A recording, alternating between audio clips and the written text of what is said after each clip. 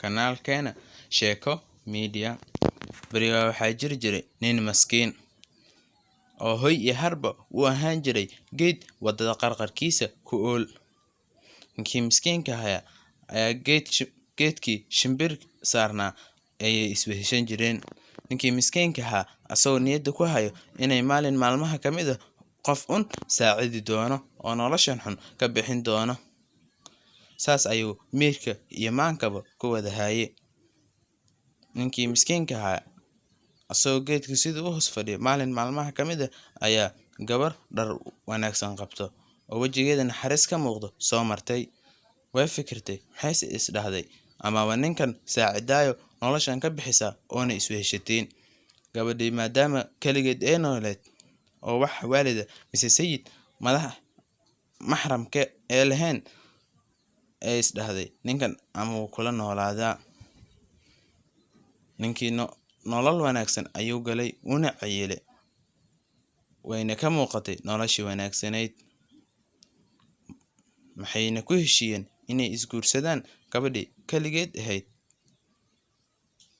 Laakiin gabadhii intii ayay dhammaystirin go'aanka mise u ogolaan inay isguursadaan shuruud ayay hor dhigtay.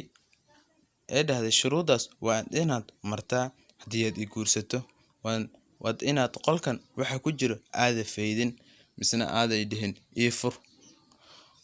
Haye sidii ayaa lagu wada heshiiyey in qolkan uu gabadha u weydiinin, hadduuse weydiiyan uu madaxeeda u dhigi doono. Way isguursadeen, arooskooda iyo damaashaad ayaa meeshii ka dhacay, alalaas iyo waa la iswada wanaajiyey.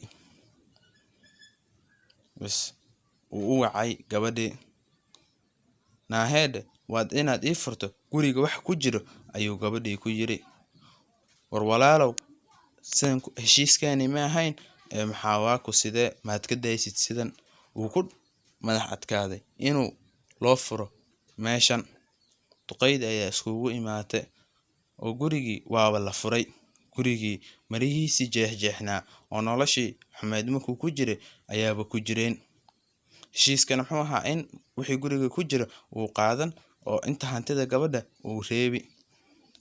Noloshii wanaagsaneed asaga iska soo bixiyay oo madax adeegiisa ayaa ka soo bixiyay. Wax badso wax beel ayaa laga qaadaa. Fadlan haddii aad ka heshay muuqaalkan like inoo saar.